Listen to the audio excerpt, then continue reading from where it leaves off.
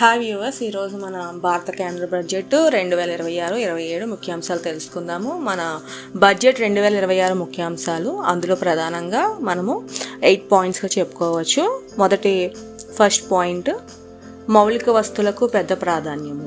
అంటే ఇందులో మనం ఏమేమి ఉన్నాయంటే రోడ్లు, రైల్వేలు, హై స్పీడ్ రైళ్లు, పోర్ట్లు, లాజిస్టిక్స్ రంగాలపై భారీ పెట్టుబడులు. రోడ్లు, రైల్వేలు, హై స్పీడ్ రైళ్ళు అంటే ఇందులో ప్రధానంగా మనం చెప్పుకోవాల్సింది బెంగళూరు, హైదరాబాదు, ఇవి మనం చెన్నై, ఇవి మనకి సంబంధించింది. ఆర్థిక వృద్ధిని వేగవంతం చేయడమే లక్ష్యము. రెండవ పాయింట్, తయారీ రంగము అండ్ మేక్ ఇన్ ఇండియా. ఇందులో మన పాయింట్స్ ఏంటంటే సెమీ కండక్టర్ తయారీకి ప్రత్యేకమైన ప్రోత్సాహము, electronics and electrics, biopharma, chemicals వంటి రంగాలకు మద్దతు.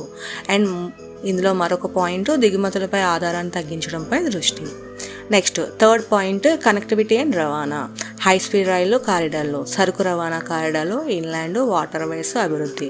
అది ఇందులో మనం ముఖ్యంగా చెప్పుకోవాల్సింది హై స్పీడ్ రైల్లోని కనెక్టివిటీలో Chennai, Bengaluru, Hyderabad. Next fourth point, MSME and స్టార్టప్లకు మద్దతు. ఇందులో ముఖ్యాంశాలు చిన్న మధ్య తరహా పరిశ్రమలకు నిధులు, రుణ సౌకర్యాలు, వ్యాపార నియమాలు సరళీకరణ. ఐదో పాయింట్, పన్ను అండ్ నియంత్రణ సంస్కరణలు. పన్ను విధానంలో సరళత. పన్ను విధానం అంటే ఇన్కమ్ ట్యాక్స్ అండి, స్లాబ్లు ఉంటాయి కదా, ఇందులో 2 టైప్స్ ఉంటాయి. ఒకటి new tax and second point old tax. Next వ్యాపార వాతావరణం మెరుగుపడేలాగా సంస్కరణలు. ఎన్విరాన్మెంట్ అండ్ వాతావరణం. 6వ పాయింట్, వ్యవసాయం అండ్ టెక్నాలజీ.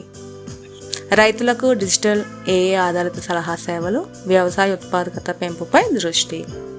వ్యవసాయం అంటే అగ్రికల్చర్. 7వ పాయింట్, విద్య అండ్ ఆరోగ్యము.